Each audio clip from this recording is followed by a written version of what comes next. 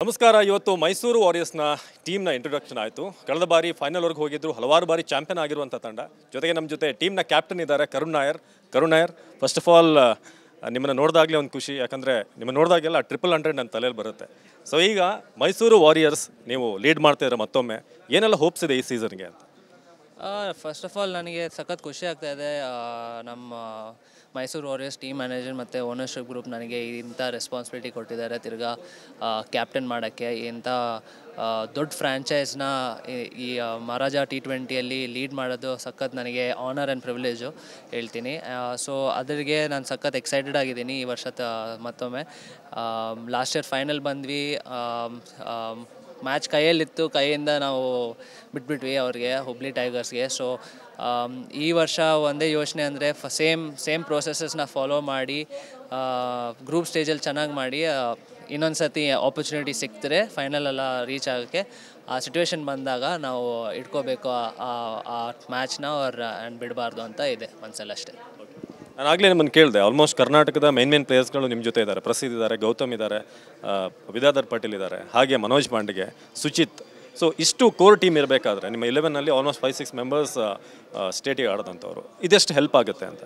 ನಾವು ಆಕ್ಷನ್ ಹೋಗೋಕ್ಕೆ ಮುಂಚೆನೇ ನಮ್ಮ ಟೀಮ್ ಮ್ಯಾನೇಜ್ಮೆಂಟ್ ಇದೇ ಯೋಚನೆ ಇತ್ತು, ದಟ್ ಕೋರ್ 8 ಜನ 9 ಜನ ಸಖತ್ ಸ್ಟ್ರಾಂಗಾಗಿರಬೇಕು. ಅದೇ ನಮ್ಮದು ಯೋಚನೆ ಇದ್ದಿದ್ದು ಆಕ್ಷನ್ ಹೋಗೋಕ್ಕೆ ಮುಂಚೆ. And we are very happy that ನಮಗೆ ಏನೇನು ಯೋಚನೆ ಮಾಡಿದ್ವಿ ನಾವು ಅದರೆಲ್ಲ ಪ್ಲೇಯರ್ಸ್ ನಮಗೆ ಸಿಕ್ಕಿದ್ದಾರೆ.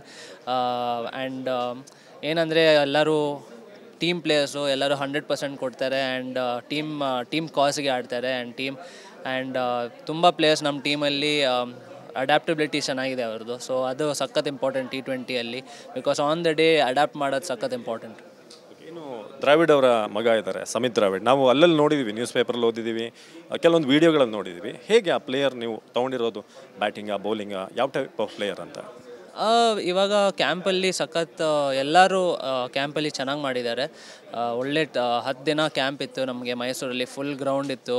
ಸೊ ಪ್ರಾಕ್ಟೀಸ್ ಮ್ಯಾಚಸ್ ಆಗಿತ್ತು, ಮತ್ತು ಓಪನ್ ನೆಟ್ಸ್ ಆಗಿರಲಿ. ಸೊ ಎಲ್ಲರೂ ಚೆನ್ನಾಗಿ ಮಾಡಿದ್ದಾರೆ, ಪ್ರಿಪ್ರೇಷನ್ ಚೆನ್ನಾಗಿ ಮಾಡಿದ್ದಾರೆ. ಸಮಿತ್ ಬಗ್ಗೆ ಹೇಳಿದ್ರೆ ಅವರು ಒಳ್ಳೆ ಆಲ್ರೌಂಡರು, ಬ್ಯಾಟಿಂಗ್ ಮಾಡ್ತಾರೆ, ಚೆನ್ನಾಗಿ ಸಖತ್ತಾಗಿ ಮಾಡ್ತಾರೆ, ಮೀಡಿಯಮ್ ಪೇಸ್ ಬೌಲಿಂಗು ಮಾಡ್ತಾರೆ. ಸೊ ಇವಾಗ ಏನಂದರೆ ಆಪರ್ಚುನಿಟಿ ಅವನಿಗೆ ಸಿಕ್ಕಿದ್ರೆ ಮ್ಯಾಚಲ್ಲಿ ಅವ್ನು ಹೆಂಗೆ ಮಾಡ್ತಾನೆ, ಅವ್ನ ಗೇಮ್ನ ಹೆಂಗೆ ಶೋಕೇಸ್ ಮಾಡ್ತಾನೆ ಅಂತ ಅವನ ಮೇಲಿರೋದು. ಸೊ ನಾವು ಏನು ಮಾಡ್ಬೋದು ಅಂದರೆ ಅವನ್ನ ಹೆಲ್ಪ್ ಮಾಡ್ಬೋದು. ಅದು ಏನಾದರೂ ಆ ಆಪರ್ಚುನಿಟಿನ ಗ್ರಾಸ್ ಮಾಡೋಕ್ಕೆ ಆ ಕಾನ್ಫಿಡೆನ್ಸ್ ಕೊಡೋದು ನಮ್ಮ ರೆಸ್ಪಾನ್ಸಿಬಿಲಿಟಿ ಅದು. So it's up to him. ಅವ್ನ ಸ್ಕಿಲ್ನ ಆಬ್ವಿಯಸ್ಲಿ ಅವ್ನು ಶೋಕೇಸ್ ಮಾಡೇ ಒಳ್ಳೆ ಸ್ಕಿಲ್ಸ್ ಇಟ್ಟಿದ್ದಾನೆ. So we wish him all the best in this coming tournament. ಇನ್ನು ಇಂಟರ್ನ್ಯಾಷನಲ್ ವಿಚಾರಕ್ಕೆ ಬರೋದಾದರೆ ಕರ್ನಾಟಕದಿಂದ KL ರಾಹುಲ್ ಬಿಟ್ಟರೆ ಬೇರೆ ಯಾರೂ ಕೂಡ ಈಗ ಎಂಟರ್ ಆಗ್ತಿಲ್ಲ. ಪ್ರಸಿದ್ಧ ಅವ್ರಿಗೆ ಇಂಜುರಿ ಅಂತ ಅನಿಸುತ್ತೆ. ಪ್ರಸಿದ್ಧ ಅವರ ವಿಚಾರ ಏನು, ಜೊತೆಗೆ ಯಾಕೆ ಕರ್ನಾಟಕ ಪ್ಲೇಯರ್ಸ್ ಸ್ವಲ್ಪ ಇತ್ತೀಚೆಗೆ ಕಡಿಮೆ ಆಗ್ತಾ ಇದೆ ರೆಪ್ರೆಸೆಂಟೇಷನ್ನ ಟೀಮ್ ಇಂಡಿಯಾಗೆ ಅಂತ?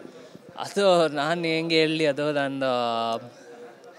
ನನ್ನ ಬಗ್ಗೆ ಹೇಳ್ಬೋದು ಅಷ್ಟೇ. ಆ್ಯಂಡ್ ನಾನು ಎಷ್ಟೇ ಆಡಿದ್ದೀನಿ ಚೆನ್ನಾಗಿ ಮಾಡಿದ್ದೀನಿ ಅಂತ ಅನಿಸುತ್ತೆ ನನಗೆ. ಒಳ್ಳೆ ಆ್ಯಾವ್ರೇಜ್ ಇದೆ ನಂದು. ಸೊ ಬಟ್ ಅಷ್ಟೊಂದು ಆಪರ್ಚುನಿಟಿ ಸಿಕ್ಕಿಲ್ಲ. ಸೊ ಹೋಪ್ಫುಲಿ ಎಲ್ಲ ವರ್ಷ ಅದೇ ಏಮ್ ಇರೋದು, ದಟ್ ಡೊಮೆಸ್ಟಿಕಲ್ಲಿ ಎಲ್ಲ ಟೂರ್ನಮೆಂಟಲ್ಲಿ ಚೆನ್ನಾಗಿ ಮಾಡಿ ವಾಪಸ್ ಹೆಂಗೆ ಬರೋದು ಅಂತ ಯೋಚನೆ ಇರುತ್ತೆ, ಎಲ್ಲರಿಗೂ ಇರುತ್ತೆ. ನನಗೆ ಮಾತ್ರ ಅಲ್ಲ, ಎಲ್ಲ ಪ್ಲೇಯರ್ಸ್ಗೂ ಅದೇ ಯೋಚನೆ ಇರುತ್ತೆ. ಸೊ ಬರೋಷ್ಟರಲ್ಲಿ ಇವಾಗ ನೋಡಬೇಕು ಈ ವರ್ಷ ಯಾರು ಚೆನ್ನಾಗಿ ಮಾಡ್ತಾರೆ. ಆಬ್ವಿಯಸ್ಲಿ ಎಲ್ಲರಿಗೂ ಈಕ್ವಲ್ ಆಪರ್ಚುನಿಟಿ ಇದೆ ಚೆನ್ನಾಗಿ ಮಾಡೋಕ್ಕೆ. And it's about the player going and grabbing that opportunities.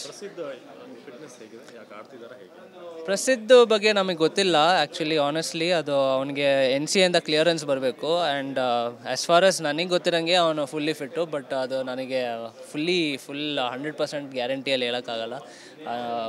ಇಷ್ಟೇ ಗೊತ್ತಿರೋದು ದಟ್ NCAಯಿಂದ ಕ್ಲಿಯರೆನ್ಸ್ ಬರಬೇಕು ಅಂತ ಗೊತ್ತಿರೋದು ನಮಗೆ ಅಷ್ಟೇ. ನಿಮ್ಮ ಬ್ಯಾಟಿಂಗ್ ನಾನು ಲಾಸ್ಟ್ ಸೀಸನ್ ನೋಡಿದಾಗ ತುಂಬ ಡಿಫ್ರೆನ್ಸ್ ಕಾಣ್ತಾ ಇದೆ, ಯಾಕಂದರೆ ತುಂಬ ಸ್ಟ್ರೈಕ್ ರೇಟ್ ಮೇಂಟೈನ್ ಮಾಡ್ತಾ ಇದ್ದೀರಾ. ನಿಮ್ಮ ಗೇಮ್ ನಾರ್ಮಲಿ ಒಂದು ಕ್ಲಾಸ್ ಗೇಮ್ ನಾವು ನೋಡಿದ್ದೀವಿ, ಬಟ್ ಈ ಸಲ ಲಾಸ್ಟ್ ಸೀಸನ್ ನೀವು ಆಡಿದ್ದು ತುಂಬ ಸ್ಟ್ರೈಕ್ ರೇಟ್ ಚೆನ್ನಾಗಿತ್ತು. ಸೊ ಏನು ಚೇಂಜ್ ಅದು? ನಾನು ಪಕ್ಕ IPLಗೆ ನೀವು ಪಿಕ್ ಆಗ್ತೀರಾ ಅನ್ನೋ ರೀತಿಯಾಗಿತ್ತು, ಅಂದರೆ ಪಕ್ಕ ಆಡೋ ರೀತಿಯಾಗಿ ಬರುತ್ತೆ ಅಂತ.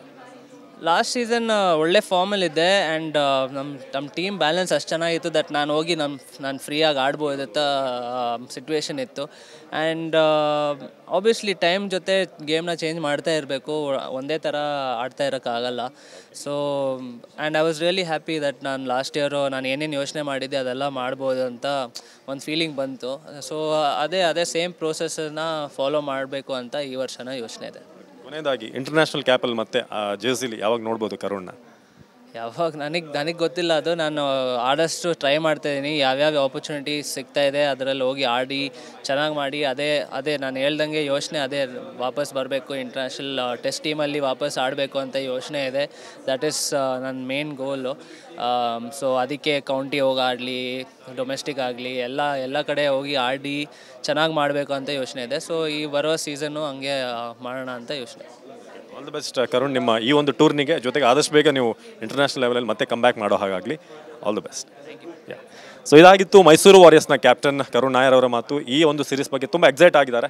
ಕಾದು ನೋಡೋಣ ಯಾರು ಈ ಬಾರಿ ಚಾಂಪಿಯನ್ ಆಗ್ತಾರೆ, ಪರ್ಫಾರ್ಮೆನ್ಸ್ ಹೇಗಿರುತ್ತೆ ಅಂತ.